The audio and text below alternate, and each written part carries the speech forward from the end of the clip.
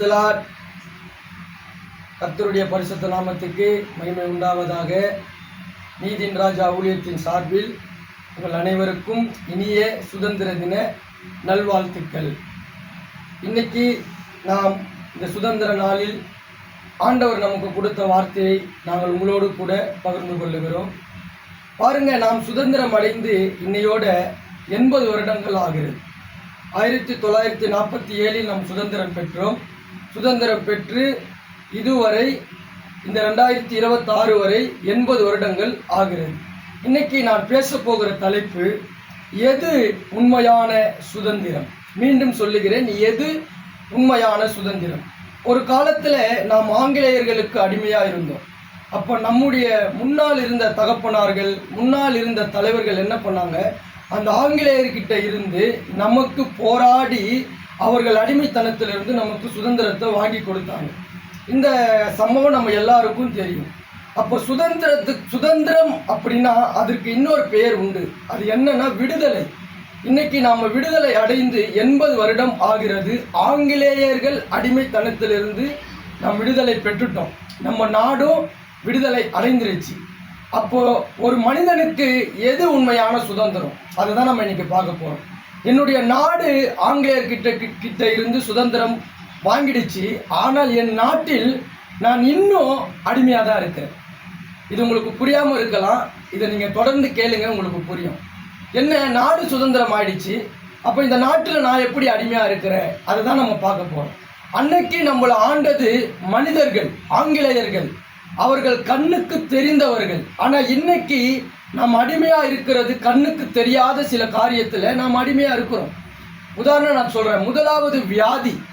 இன்னைக்கு மருத்துவமனையில் போய் பாருங்க, என்ன வியாதினே தெரியாம பல மாதங்களாய் அநேகர் படுத்து கொண்டிருக்கிறாங்க. என்ன வியாதினே கண்டுபிடிக்க முடியல, கண்ணுக்கு தெரியாதது வியாதி.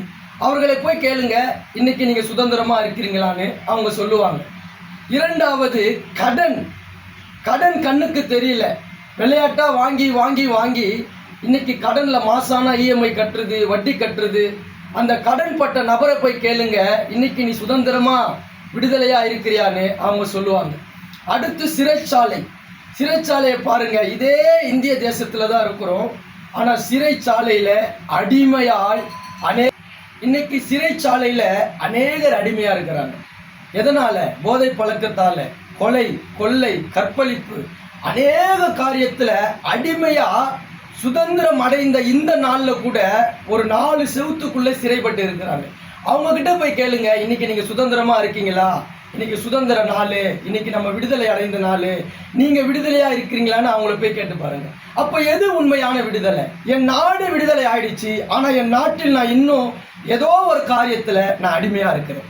அதை தான் நான் சொல்றேன். வியாதி, கடன், கொலை, கொள்ளை, விபச்சாரம், வேசித்தனம், அநேக பாவ காரியங்கள், ஏதோ ஒண்ணுக்கு நான் என்னவா இருக்கேன், அடிமையா இருக்கேன். அப்போ ஒரு மனிதன் எப்பொழுது இப்படியாப்பட்ட காரியத்தில் இருந்தெல்லாம் அவன் விடுதலை ஆகிறானோ அன்னைக்கு தான் உண்மையான சுதந்திர நாள்.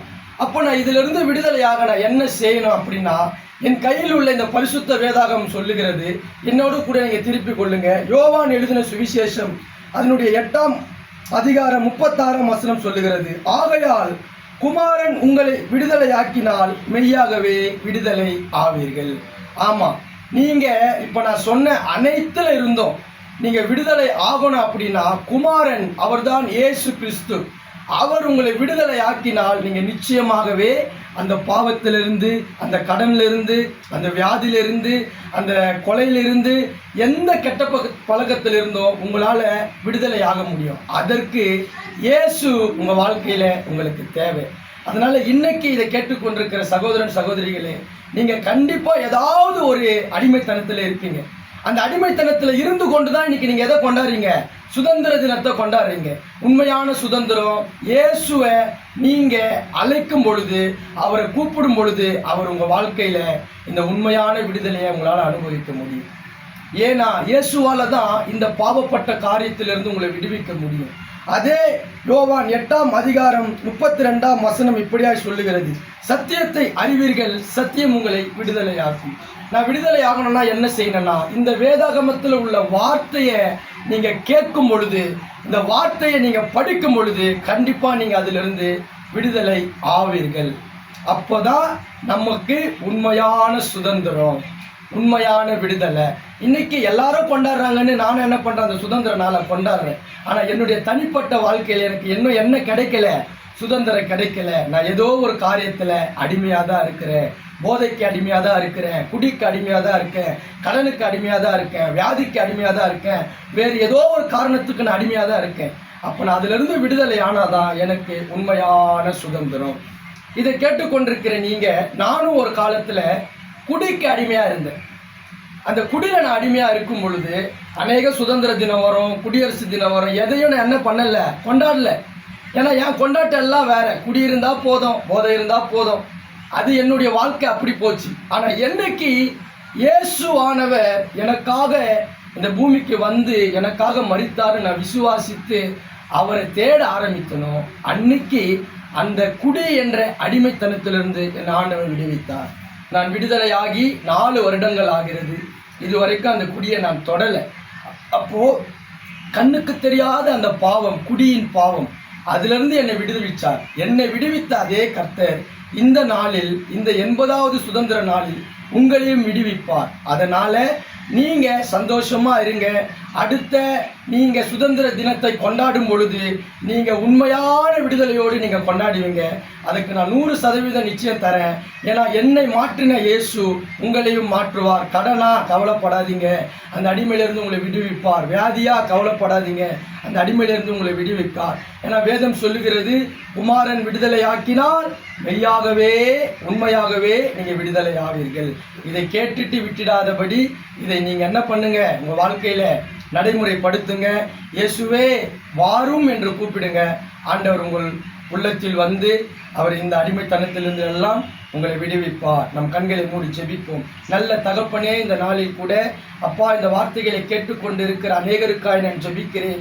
ஆண்டவரே, உலகம் சுதந்திரத்தை கொண்டாடுது, என் இந்திய தேசம் சுதந்திரத்தை கொண்டாடுது. ஆனால் நானும் ஏதோ ஒரு காரியத்தில் அடிமைப்பட்டிருக்கிறப்பா.